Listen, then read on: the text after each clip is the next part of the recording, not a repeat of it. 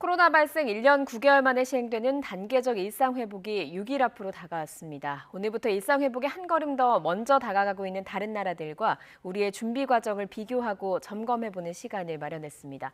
첫 번째 순서는 이웃나라 일본으로 가보겠습니다. 일본은 하루 확진자 수가 2만 명이 넘다가 100명대까지 줄어든 상황이고요. 영업시간 제한도 어제부터 해제했습니다. 유재순 JP뉴스 대표 연결해서 알아보겠습니다. 대표님 나와 계시죠? 네, 안녕하세요. 유재순입니다. 예, 일본 어디에 계십니까? 네, 지금 도쿄 신주쿠에 살고 있습니다. 예, 도쿄에 계시다니까 확진자 수가 줄어든 게 확연히 느껴지시겠군요. 글쎄, 줄어들었다고 해야 될지 아니면 감추고 있다고 해야 될지 좀 어, 혼란스럽습니다. 네, 어떤 면에서 그러신지요? 지난 8월 달까지만 해도 도쿄 같은 경우는 도쿄도의 확진자 수가 5천 명이 넘었거든요. 그리고 예, 일본 전체 수는 2만 5천 명이 넘었고요. 그렇지만 현재로서는 뭐 어제 같은 경우는 17명이었고 오늘은 25명이 확진자 수로 나타났는데요.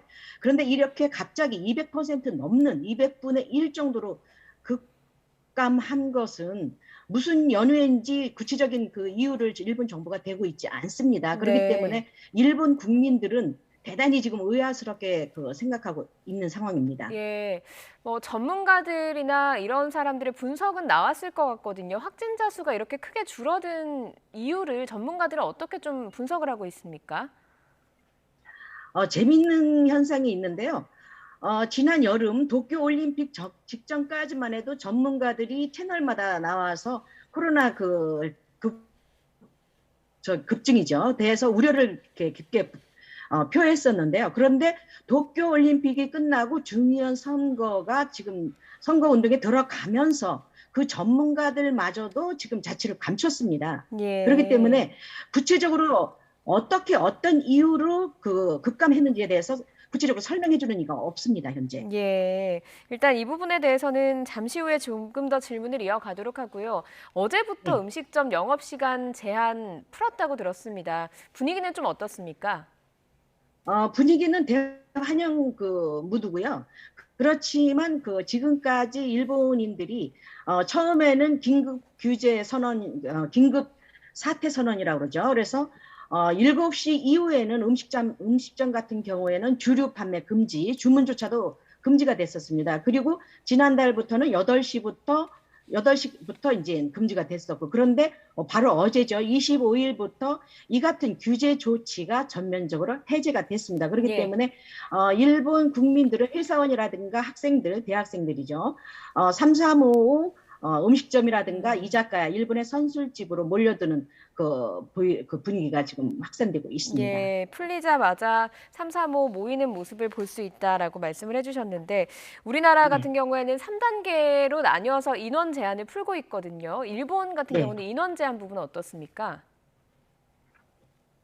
일본도 물론 인원 규제를 하고 있습니다. 네. 예를 들어서 한 테이블당 4명 이상을 앉을 수가 없고요.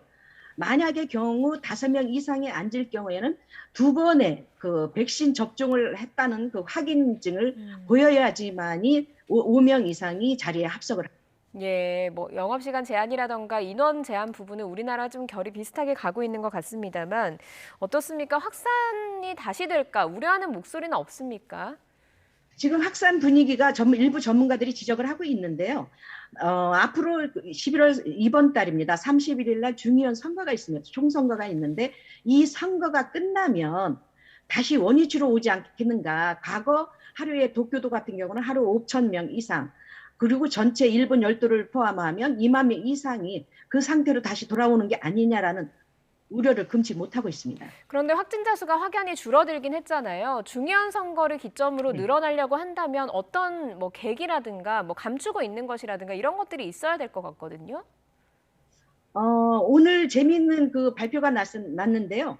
오늘 도쿄도의 확진자 수가 25명으로 발표가 됐거든요. 네. 그런데 일본 국민의 인구가 1억 2,500만 명입니다.